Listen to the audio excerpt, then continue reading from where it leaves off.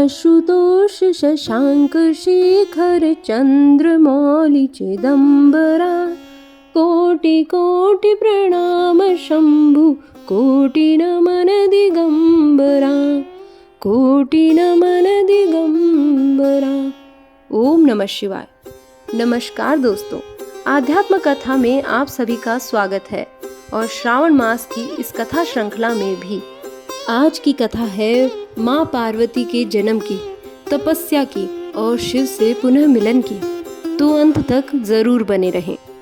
सती का देह त्याग हो चुका था, शिव समाधि में चले गए थे, त्रिलोक की शक्तियां शिथिल हो चुकी थी, धर्म तप श्रद्धा सब कुछ जैसे थम सा गया था।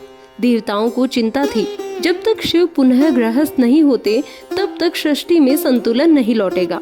और इसी कारण भगवान विष्णु, ब्रह्मा और देवगण पहुंचे हिमवान और मेनका के पास, जो मेरु पर्वत पर तपस्वी जीवन जी रहे थे। हिमवान और मेनका को वरदान मिला, आपकी कन्या में वही आत्मा जन्म लेगी जो पहले सती के रूप में शिव की अर्धांगिनी थी। कुछ काल बाद एक दिव्य कन्या का जन्म हुआ, उसका नाम रखा गया पार्वती। उस कन्या के जन्म के समय दिशाएं सुगंधित हो उठी, हवा मंद हो गई और आकाश में संगीत गूंजने लगा। हिमवान ने कन्या को विशेष दीक्षा दी, वेद, नीति, सेवा और शिव भक्ति। छोटी आयु से ही पार्वती की हृदय गति शिव की ओर प्रवाहित थी।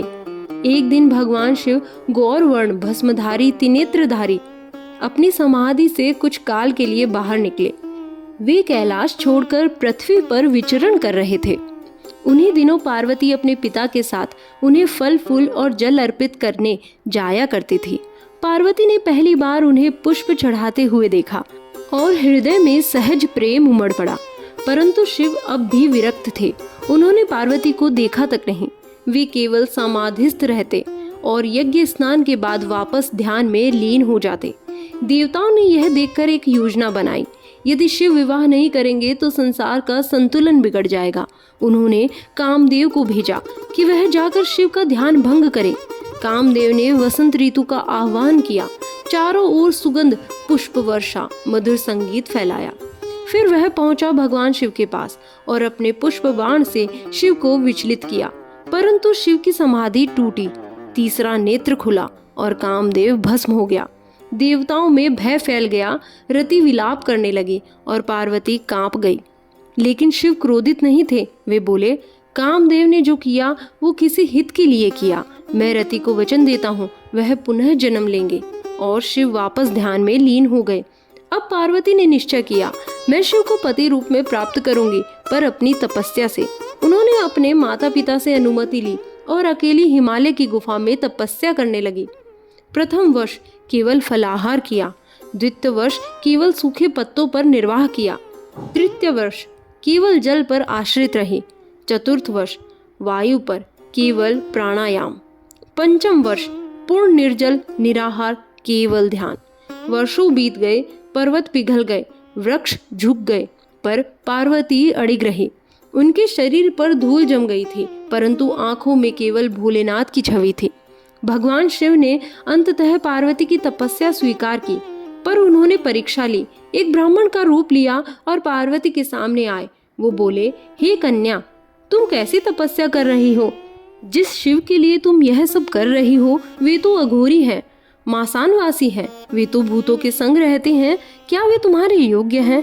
पार्वती ने शांत भाव से कहा, आप ब्राह्मण हो इसीलिए आपका सम्मान करती हूँ, परंतु मेरा मन शिव को ही अपना सर्वस्व मान चुका है।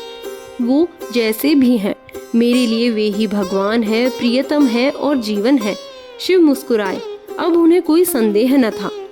शिव ने अपने रूप में प्रकट होकर कहा, हे देवी, तुमने तप के द्वारा मुझे प्राप्त किया है, अब मैं तुम्हारा हूँ। देवताओं में आनंद छा गया। नारद जी ने विवाह का शुभ मुहूर्त निकाला। हिमवान प्रसन्न हो गए, चारों ओर शुभ वाद्य बजने लगे। कैलाश से लेकर मेरु तक दीप जल उठे। भगवान शिव ने दिव्य बारात निकली। भूत पिशाच नागगण योगिनी सिद्ध ऋषि सब साथ चल रहे थे। लोग भयभीत भी थे, हंसी भी हो रही थी।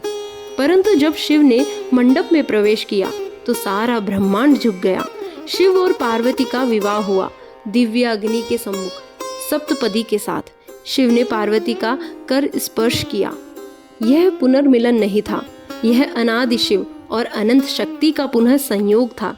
यह कथा बताती है सत्य प्रेम में समय लग सकता है, परीक्षा भी हो सकती है, पर अगर श्रद्धा और तप है तो ईश्वर भी झुक जाते हैं। पार्वती की तपस्या हर नारी के भीतर की शक्ति को जगाती है और शिव की मौन स्वीकृति हर पुरुष में धैर्य और दिव्यता की झलक देती है।